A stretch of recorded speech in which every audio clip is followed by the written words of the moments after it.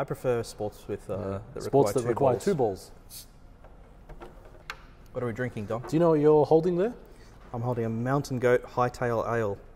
I usually drink the blue label. Sorry. Ooh, look at that colour. I've got a White Rabbit White Ale.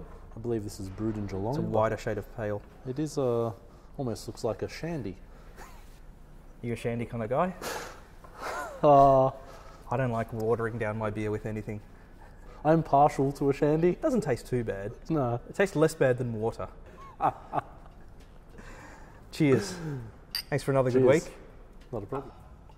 On YouTube, Yes. there was a comment. The comment was that the zero bucket method wouldn't work on real cars or in the real world or something along those lines. And I think what he meant, and he may have even said that the cars weren't dirty enough. Yep. And someone else commented too that the car we were washing in a video to demonstrate the zero bucket method wasn't dirty, which it was, but it didn't look dirty on camera. Yep. And it's probably because it was a fancy car too, so it looked like one of those garage queens. It's not going to come in covered in mud. Probably our fault choosing that particular car, but we had that car that there was the SL65, the Mercedes-Benz Australia gave us. Mercedes-Benz can send SL65s our way anytime, which we used for a TVC, and then we took it to the car wash and washed it. Yep. So you took an SL65 to a car wash? So we took the SL65 to the car wash, washed it, and thought, well, this can demonstrate the zero bucket method, right? It did that poorly, apparently, because we had not only two comments, and both comments were that the car was fairly clean, so zero bucket method wouldn't work. Zero bucket method actually works just as well, as you know, as using buckets. To remove the amount of grime, it does all that, but it's better in every single way because of the fact that it doesn't have buckets.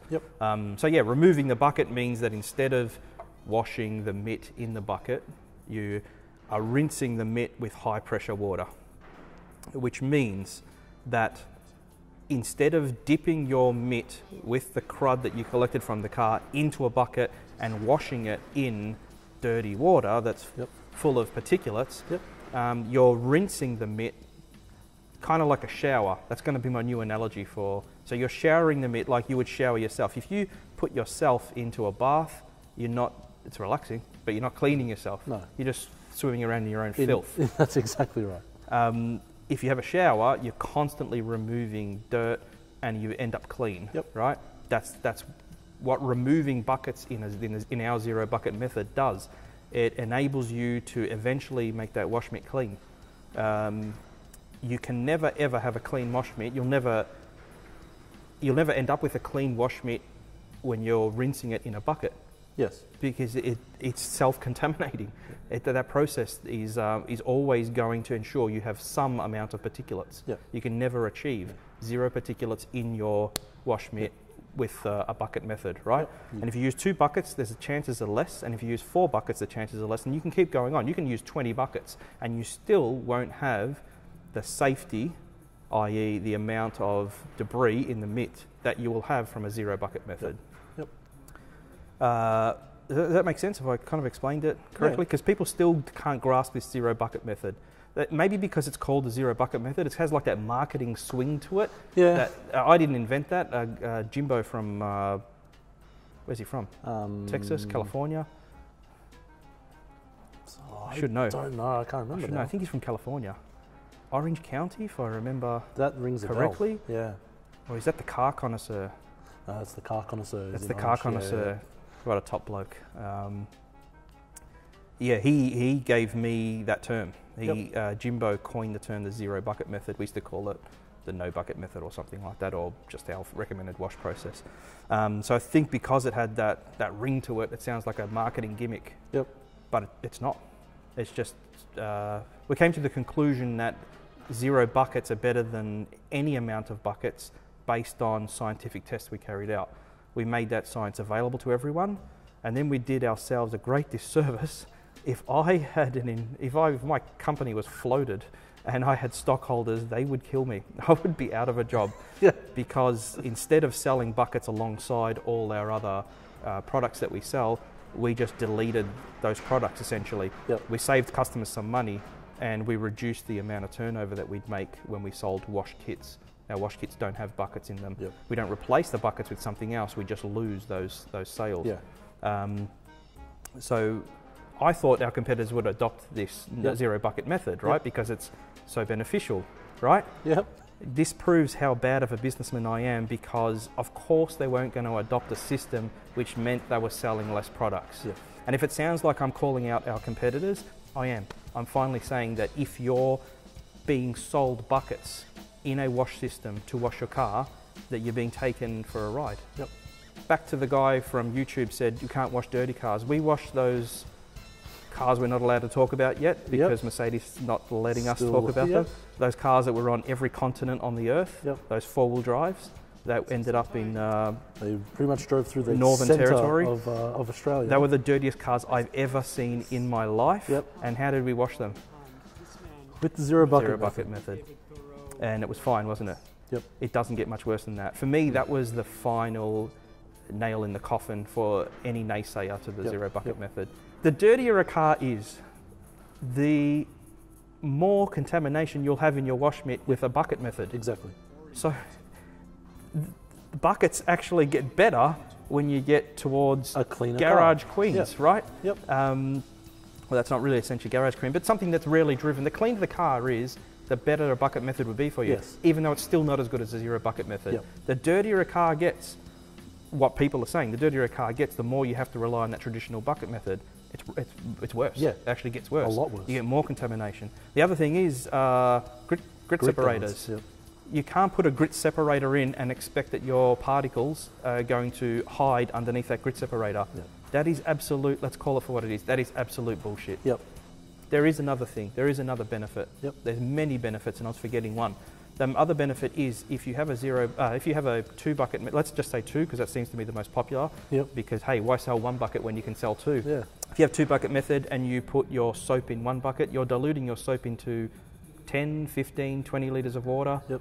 The more water you use, the better the bucket method is that's because the less particulates you'll have. But if you have a two bucket method and you have your body shampoo in the second bucket, yep, I have to remember how this works.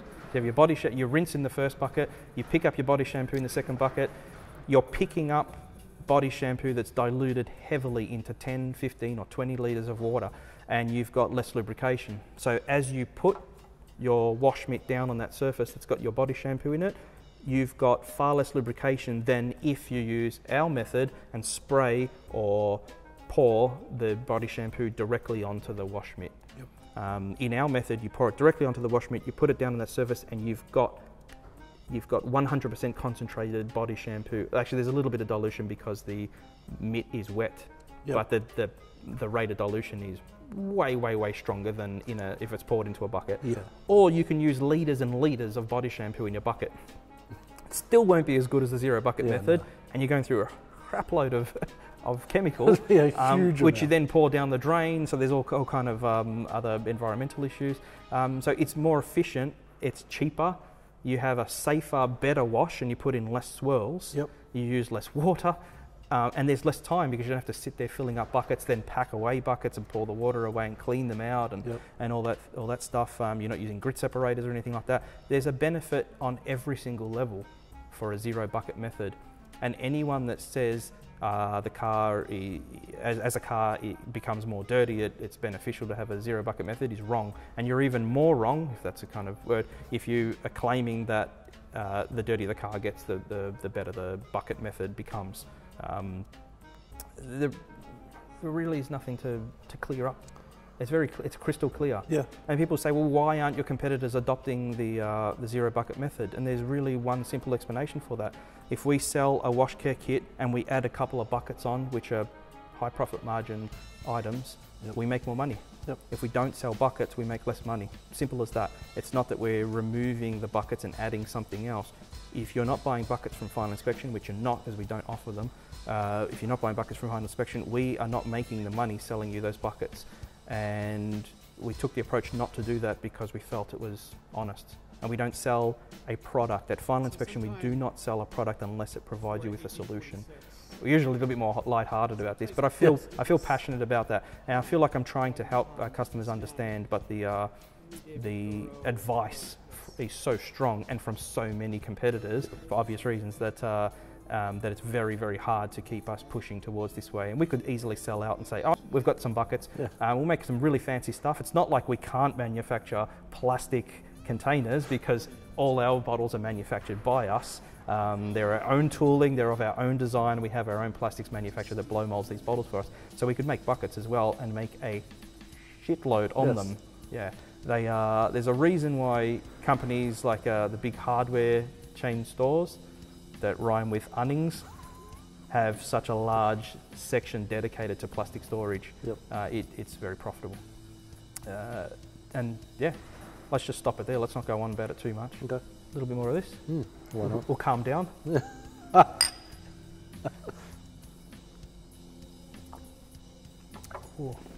Dark Energy should be released about now. Oh, or really? should soon to be released. Yep. I think people are going to love Dark Energy. Making a comeback. No. No. Shit. Sorry. Let's do that again. I don't know why. This morning I stumbled on the old Dark Energy page. That's why I. Sorry. We should talk about it. Yep. So Dark Energy was the nameplate we used for a booster spray for dark matter. Yep. And we thought about it. We thought, is this going to be confusing for people? Then we realised it's been a number of years and it wasn't a very good selling product, which is why we deleted it, which is a shame because I thought that was amazing. Did you ever use it? No. It smelled like bananas. It didn't have banana oil in it though. It did? No, it didn't. Oh, it didn't. Anyway, yeah, it smelled like, you know, those banana lollies? Yep. It smelled like someone made them into a syrup. God. And it was real strong. It smelled amazing. It looked incredible, super, probably the glossiest looking thing. If you think dark matter looks good, then Dark Energy over dark matter, absolutely just insane. Similar to what Gloss Boost looks like over dark matter. Yep. Gloss Boost over dark matter looks, if you want to make your dark matter better, layer it with Gloss Boost. Looks, we did that with the Lamborghini. Yes. So we decided to use that name for our new tyre dressing. So we did have mid-sheen tyre dressing. We didn't want to call the new one mid-sheen tyre dressing because it's a completely different product. Yep. We didn't want people, I'd feel ripped off if I was a customer if it was called mid-sheen tyre dressing and it didn't behave or look like the old original mid-sheen tyre dressing, which is a failed product. That was something which was very, very good, but it was a professional-only product that was so unstable in an environment that it had to retail in. Yep. It was a product that was great for professional detailers in workshops, but didn't do well if you kept it in a hot boot of a car, which a lot of people were doing. Yep. So we had to get rid of that. But Dark Energy, I reckon that's better. Slightly better. I prefer it. Yeah, I prefer. I'm not a fan of really glossy or shiny tyre shines. Yeah. Well, mid-sheen was supposed to be removed. You're supposed to remove the excess to have a mid-sheen. Yeah. But most people used it to have that really high gloss, that jelly look, which I found a bit. It was too much. Bit boy racer. Yeah. Yeah. I like that, the mid-sheen. Yep. And dark matter is unreal at that. So I wanted to call it mid-sheen for that because Dark Energy. Oh, sorry, Dark Energy. Dark Energy was the best at that. Yep. And I wanted to call it mid-sheen for that reason, but I think Dark Energy is the way to go. Yeah. Yeah. It makes the tyre look dark. Yeah, it does. And black. Yep. And new. It looks new. And it's shiny, but it's a satin finish. It's not. Yep. It looks like a new tyre. Yep. We put on that Type R, and Jed lost his mind. He reckons it just looks so perfect, which it did. Yep. He had gloss black wheels and a white body, and that amount of sheen and that blackness that it gave the tyre just looked perfect. Yep. It looked, no other way to describe it, it looked perfect. It was the perfect amount of sheen and depth of colour and just looked like a brand new tyre, like we'd cleaned it. And if we had cleaned it with Jaffa, which I like that look as well, it would have looked grey. Yeah. It would have looked like a tyre looks, but it's not dressed. Yep. But this looked black, and it was just spot on, so I think he's probably still enjoying that. Yeah. I thought that was amazing, and it's for that reason, because that's kind of normal for Dark Energy. It's almost always gives that beautiful look. Yep. that's why I like it over mid-sheen. Yep. I've got a little bit of mid-sheen left, but I'm not using it anymore, even on my own car. Yeah. No, I'm using dark matter. Sorry, dark energy. Dark energy. Yeah. I also have some mid-sheen left. On the black market, that'll fetch you some good money. I know someone who literally asked $1 million for a bottle. Really? On the Detail Addiction forum. Yeah, he'd asked $1 million for a bottle. If you want 10 litres. I think it's either Justin Church or Clint Lee. Might be someone else, but I'm pretty sure it's one of those two. They've asked $1 million for it. $1 million. $1 million. All right. We'll end it there. Goodbye. See you guys. See you next week.